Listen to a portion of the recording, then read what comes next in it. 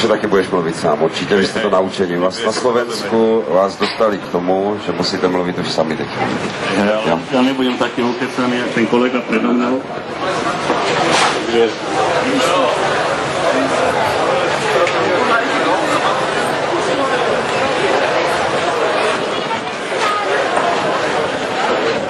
Dopadlo to dobře, takže můžeme jít dál.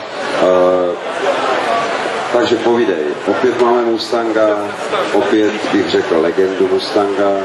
Vidím, že jste se teda na nás připravili semka, že jste si nevzali žádný bečkový stroje, ale fakt kousičky. Tak povídej.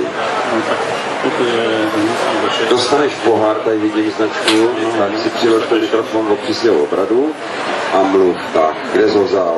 Kde ho vzal? No priniesol som si ho zo Spojených štátov, objednal som ho a došiel, zaplatil, všetko fungovalo. Ako si vybral zrovna takovýho Mustanga? Si vybral barvu, ty si vybral typ, jaké chceš všechno? No, to byla náhoda. Začal skôr s tými novými ročníkmi a potom som postupom času zistil, že to nie je ono a prešiel som na toto. Som s tým spokojný, je to vlastne z klasického Feltbagu do 67. prerobený na to GTčko 500 Eleanor sa to volá. Takže celý si to vlastně dělal, nebo jsi to někomu zadal? Nie, ja už som to kúpil tak, ako to je. Ja si doma neviem ani obraz na stenu zavesiť, takže... Jo, tak to vždycky poslouchám, ale to pak není pravda. Hezké víčko z tohoto školy. Z čeho? To je originál, takéto viečko z lietadla. Originální víčko z tohoto letadla, ano. No. Takže letecký uzávěr. Letecký uzávěr, hej. Tankuješ tam taky ten jejich, bych řekl, více oktanovej benzín? Ne, dávám tam úplně normálně. Jasně, to je prostě to. Kola se dívám krásný, stažený pěkně na těch pneumatiky, na ty rávky. Jízdní vlastnosti, zase se dostaneme k tomu, co u té Corvety. Bavili jsme se o tom, že ty jsou špatný, ale to budeme říkat tak potichu, protože to zase není auto na slalom, ale je to auto na, jdeme tomu image. Pičole. Všetky americké auta idú po rovine velice dobre a potom, keď dojde zákruta, tak je treba hamovať, lebo zanantuha náprava a človek hneď letí von zo zakruty, takže žádná sranda. Kdo jste nerozuměl, co je slovo hamovat, tak to je brzdit. Jako. Jo. Dobře, jak ho máš dlouho?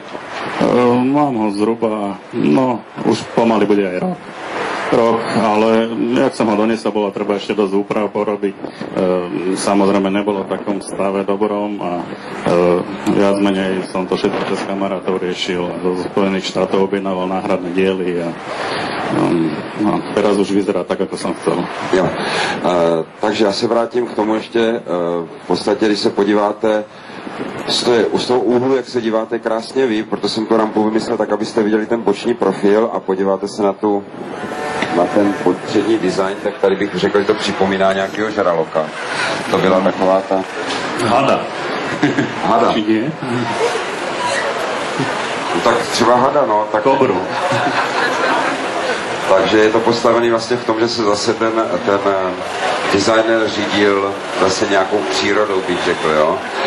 To bylo právě na tom krásný, když zase si vemete, oni se tehdy mohli vykašlat na nějakou aerodynamiku, ono to jako vypadá, že to je, ale když si podíváte, totální antispoilery, světla zapuštěný, chladičová stěna zapuštěná, břišky, všechno prostě špatně kvůli aerodynamice, ale oni se tehdy, jak jsem to říkal dřív, mohli na to vykašlat, takže se řídili s tím, aby to auto bylo pěkný. Všechno to, co tam bylo udělané, tak bylo svým způsobem plně funkční, ale na oko tak, aby se to hlavně líbilo. Jo? Takže to je takový, ty pruhy jsou tam taky jakože původně na tom, do toho. Jasně ne, ale myslím, jako, že to měl ten model taky takhle.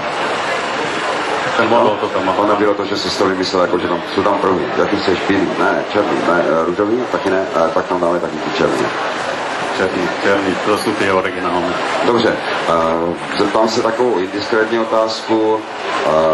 Když by si někdo chtěl takovýhle auto koupit, můžeš přiblížit zhruba pořizovací cenu, nemusíš říkat, kolik je to stálo, můžeš říct, mohlo by to být od tolikati do tolikati, a neříkej od 2 korun do 5 milionů. Približne 1,5 milióna až 2 podľa stavu, v jakom sa to nachádza. Bavíme se teď o korunách nebo o japonských jeny? Bavíme se o českých korunách. O českých korunách, takže už jsem se bál, že řekneš něco úplně jiného, protože vy tam máte teď ty éra už. Jak s tím bojujete? Jo, to máme. Bojujeme. Bojujete, že počítáte furt jako, že 2 eura, 2 koruny, to je stejný, jo? Potom je to špatně. 30, že si počítáme. 30 dáváte, jo? A jaký to byl takový ten šok, když jsi přišel poprvé do té samky a oni potom by chtěli ty éra? Tak platil som málo, tak sa mi to ľúbilo, vieš. Toho jsem se právě bál, a oni se to, až to přijde taky, tak byl takový zlom divnej, kdy nebudeš vůbec přepočítávat a řekneš, nic nebylo, ne? Len naučte mi nějaké nuly zmizli zozadu. No, tak to už tak někdy bývá. Hele, s autem jezdíš do Hokny, nebo jenom tak na výlety, nebo jenom s kamarádama, nebo za holkama? No, ja som šťastný ženatý niekoľko rokov, niekoľkýkrát, takže jazdím s tým iba za kamarádmi. Teď už jenom za kamarádmi. Jo. Dobře, já myslím, že to stačí. Ďakujem. Jo, taky děkujem.